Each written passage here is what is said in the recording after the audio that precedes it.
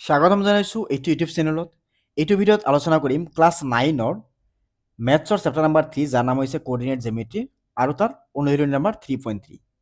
তো চোৱা, প্ৰথম কুৱেশ্যনত কি কৈছে -2 4 3 -1 -1 0 1 2 আৰু -3 -5ৰ এই প্ৰতিটো বিন্দুৰ কোনটো চুকত বা কোনডাল অক্ষত আছে কাৰ্ডিয় সমতলত সংস্থাপন কৰি তোমাৰ উত্তৰৰ যথাৰ্থতা পৰীক্ষা কৰা।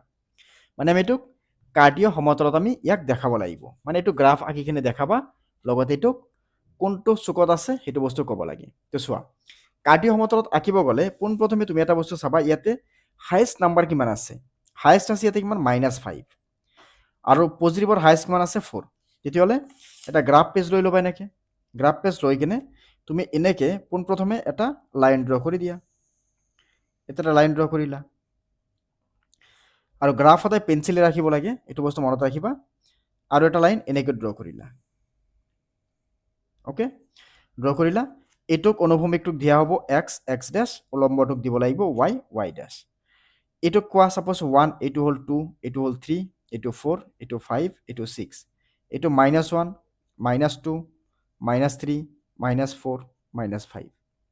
ওপৰ ফালে তেনেকৈ +1, এইটো +1 2 3 4 5, এইটো -1 -2 -3 -4 -5। এতিয়া পোনপ্ৰথমে কোনটো বিন্দু দি আছে? প্ৰথমে এটা বিন্দু দি আছে -2 4। এতিয়া বিন্দুটো দি আছে -2 আৰু এটা দি আছে কিমান 4। তো -2 ক'ত আছে? -1 -2 আৰু কি আছে +4। তো 1 2 3 4, প্লাছ মানে ওপৰত, তেতিয়াহ'লে এইটো হ'ল -2 4। দ্বিতীয় নম্বৰত চোৱা +3 -1। মই জাষ্ট এইটো যাতে ভালকৈ দেখা যায় তাৰ কাৰণে কলমেৰে লিখিছোঁ, তোমালোকে কিন্তু এক্সামত কলমেৰে নিলিখিবা। কলমেৰে লিখিলে কিন্তু নাম্বাৰ দিয়া নহয়, মানে নাম্বাৰ কাটি দিব। সেইটো পেঞ্চিলেৰে আঁকিব লাগিব। তেতিয়া কিমান আছে? +3 -1। +3 কোনফালে আছে? এক্সৰ সোঁফালে। প্ৰথম ভেলুটো কাৰ? এক্সৰ। দ্বিতীয় ভেলুটো ৱাই। এইটো হৈছে এক্সৰ ভেলু, এইটো হৈছে ৱাইৰ ভেলু। তো চোৱা, তেতিয়াহ'লে +3 ক'ত আছে? +1 +2 +3 ইয়াতে আছে। আৰু -1 কোনফালে আছে? তলফালে। তেতিয়াহ'লে এইটো হৈ গ'ল +3 -1। তাৰপিছত -1 0, -1 0, এইটো হৈ গ'ল -1, 0। তাৰপিছত +1 +2, +2 কোনফালে আছে? ওপৰফালে। +1 +2, এইটো হৈ গ'ল +1 +2। -3 -5, -3 বাওঁফালে, -1 -2 -3 আৰু -5 তলফালে। -1 -2 -3 -4 -5, তেতিয়াহ'লে এইটো হৈ গ'ল -3 -5। ঠিক আছে, এইখিনি হৈ গ'ল। এতিয়া কোনটো কোনটো চুকত আছে? এইটো প্ৰথম চুকত আছে, এইটো দ্বিতীয় চুকত আছে, তৃতীয় চুকত, চতুৰ্থ চুকত, আৰু এইটো কি আছে? এক্স অক্ষৰ ওপৰত।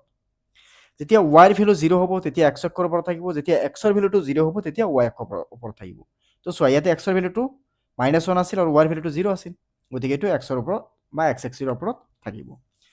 এতিয়া চোৱা, নেক্সট আছে নাম্বাৰ 2ত কি কৈছে? তলৰ তালিকাখনত এক্সই বিন্দুকেইটাৰ দূৰত্বৰ উপযুক্ত একক লৈ সমতল স্থাপন কৰা। মানে এইটোকো গ্ৰাফত দেখাব লাগে। তো গ্ৰাফত দেখাব গ'লে পোনপ্ৰথমে চোৱা, ইয়াতে বিন্দুকেইটা কি কি আছে? বিন্দুকেইটা ক'ব পাৰা। প্ৰথমে এটা বিন্দু আছে, ইয়াতে এটা বিন্দু দি আছে -2 8, এটা বিন্দু দি আছে -1, 7, এটা আছে 0, -1.25, এটা পইণ্ট দি আছে 1, এক্সৰ ভেলু আছে 1 আৰু ৱাইৰ ভেলু আছে 3, আৰু এটা পইণ্ট আছে এক্সৰ ভেলু আছে 3, ৱাইৰ ভেলু আছে -1। হৈ গ'ল। এতিয়া এইখিনি গ্ৰাফত বহাব লাগে। এক্সৰ ভেলু, ৱাইৰ ভেলু চবতকৈ বেছি কিমান আছে? +8 আছে। তাৰমানে ৱাইটো মানে ওপৰ ফালে অকণমান বঢ়াব লাগিব বেছিকৈ। তো তুমি এইটোক এনেকৈ দিব পাৰা। আৰু চোৱা, এক্সৰ চবতকৈ ভেলু কম কিমান আছে? -2 আছে। তো এইটো কেনেকৈ দি দিয়া? ইয়াৰ পৰা আৰম্ভ কৰি এনেকৈ দি দিলোঁ, আৰু ইয়াৰ পৰা এনেকৈ এটা ৰেখা আঁকি দিলোঁ। এইটো হ'ব এক্স, এক্স ডেছ, এইটো হ'ব ৱাই, ৱাই ডেছ। এতিয়া এই -1.25টো কেনেকৈ বহাম সেইটো বস্তু অকণমান ভালকৈ চাবা। তো প্ৰথমে এইটো হ'ব 1 2 3 4 5 6 7 8, এইটো হ'ব -1 -2 -3 -4 -5, এইটো +1 2 3 4 5 6, এইটো হৈ গ'ল -1, এইটো ধৰি লোৱা হৈ গ'ল -2। এতিয়া পোনপ্ৰথমে কি আছে? -2, তাৰ লগতে কিমান আছে? 8। এক্সৰ ভেলু আছে -2, ৱাইৰ ভেলু আছে 8। তো 1 2 3 4 5 6, এইটো ধৰি লোৱা 7, এইটো ধৰি লোৱা 8। তেতিয়াহ'লে ইয়াতে ওপৰত ধৰি লোৱা পইণ্টটো আহিব,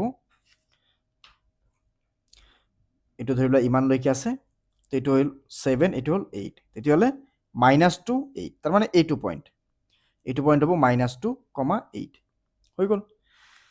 দ্বিতীয় পইণ্টটো কিমান আছে -1, 7, তো -1 7 ক'ত আছে, এইটো আছে 7, এইটো হৈ গ'ল -1, 7। তৃতীয় পইণ্টটো কি আছে 0 -1.25, এক্সৰ আছে 0, মানে সোঁফালেও নহয় বাওঁফালেও নহয়।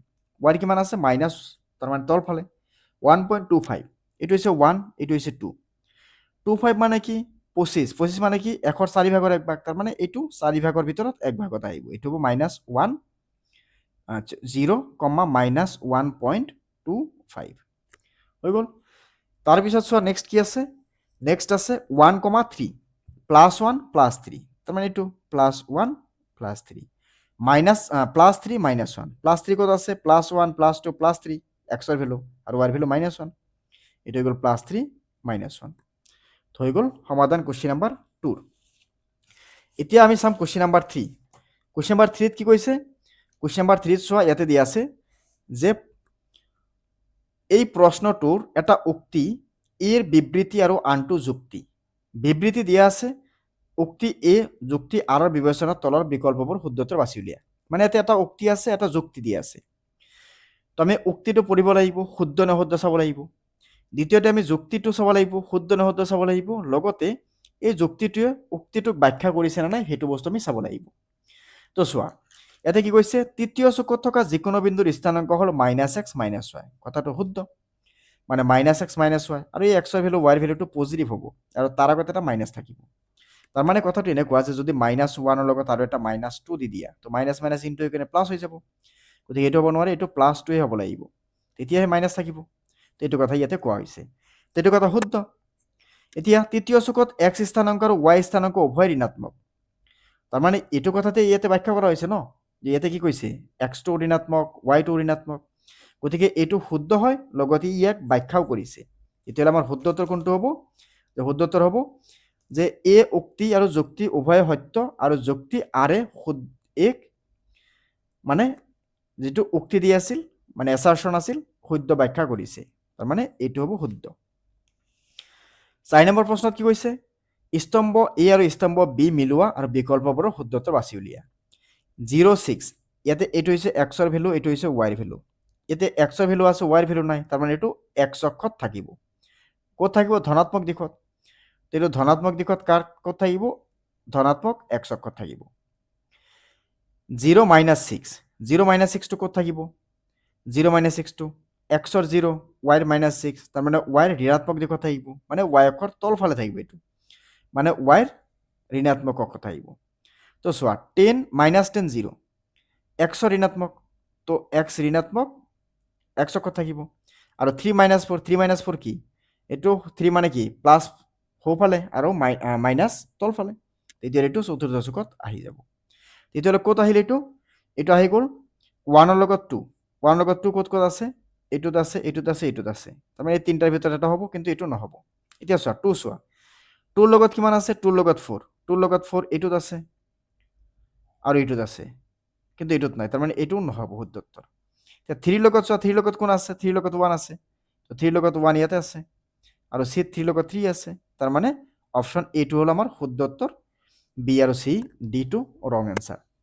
এতিয়া 5 নম্বৰত চোৱা কি আছে, স্থানাংক সমতল এটাত আয়তৰ শীৰ্ষবিন্দু চাৰিটাৰ স্থানাংক ক্ৰমে 0, 0, 4, 0, 4, 3, 0, 4, কৰ্ণৰ দিক কি হ'ব, যে স্থানাংক সমতল এটাৰ আয়তৰ শীৰ্ষবিন্দুৰ চাৰিটা ক্ৰমে, আয়ত এটা দিয়া আছে, ধৰি লোৱা এনেকুৱা এটা আয়ত আছে, ওকে, তো এটা ধৰি লোৱা আছে 0, 0, এটা আছে কিমান 4, 0, এটা আছে কিমান 4, 3, আৰু এটা দিয়া আছে আমাক 0, 3, তেতিয়াহ'লে কৈছে যে ইয়াৰ কৰ্ণৰ দিক কিমান হ'ব, কৰ্ণৰ দিক চোৱা, এইটো বিন্দুৰ পৰা এইটো বিন্দুৰ দূৰত্ব ধৰি লোৱা কিমান হ'ব, তেতিয়াহ'লে এইটোৰ ফৰ্মুলা আছিল যে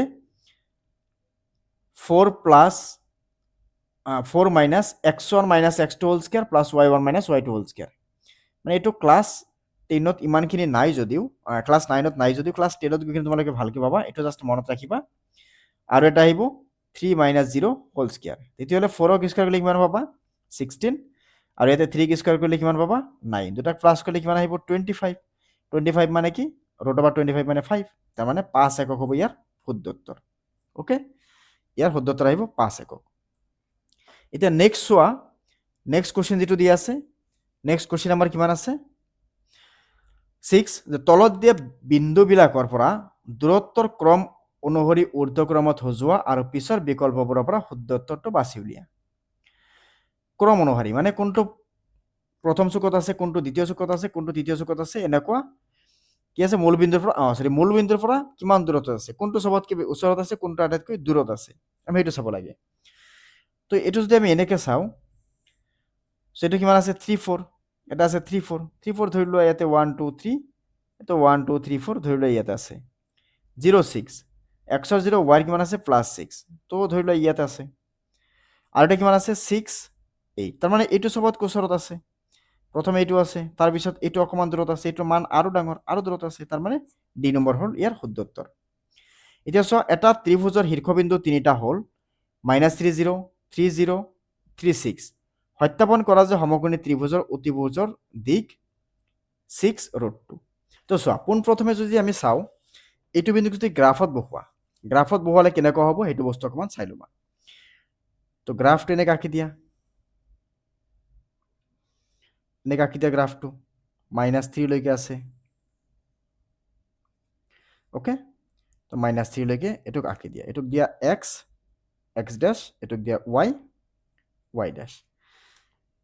এইটো আছে 1 2 3 4 5 6, এইটো আছে -1 -2 -3, এইটো আছে +1 2 3, এইটো আছে 4, এইটো আছে 5, এইটো আছে 6, এইটো ধৰি লোৱা এনেকুৱা ওপৰত আছে, এইটো y আছে, এইটো আছে -1 -2 -3, অ'কে। এতিয়া ইয়াতে এটা বিন্দু কি কোৱা হৈছে, এটা বিন্দু কোৱা হৈছে -3 0, তো -3 0 মানে কি এইটো বিন্দু, তো -3, 0, আৰু এটা বিন্দু কিমান দিয়া আছে 3, 0, এইটোক দিয়ে দিয়া 3, 0, আৰু এটা কিমান আছে 3, 6, তাৰমানে এইটো বিন্দু হৈছে 3, 6। তেতিয়াহ'লে এইটোক যদি জইন কৰি দিওঁ, তেতিয়াহ'লে এইটো এনেকুৱা এটা সমকোণী ত্ৰিভুজ হৈ গ'ল, হয় নে নাই? এতিয়া এইটো সমকোণী ত্ৰিভুজৰ ক্ষেত্ৰত চোৱা, এইটো কৰ্ণ কি -3 0, আৰু ইয়াতে কি আছে 3 6, অ'কে। তেতিয়াহ'লে তুমি এটা কাম কৰিবা, গ্ৰাফত এইখিনি আঁকিবা, নাইবা কপি তোমালোকে এনেকৈ গ্ৰাফ বনাই কিনে এইখিনি আঁকি দিবা, আঁকি দিয়াৰ পিছত লিখাখিনি লিখিবা, ঠিক আছে। তো লিখাখিনিত কি লিখিবা সেইটো বস্তু এতিয়া চাই লোৱা। তো চোৱা, ইয়াতে দেখিবা যে ইয়াত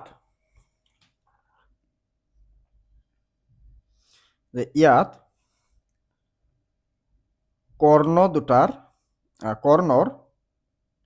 বিন্দু দুটা হ'ল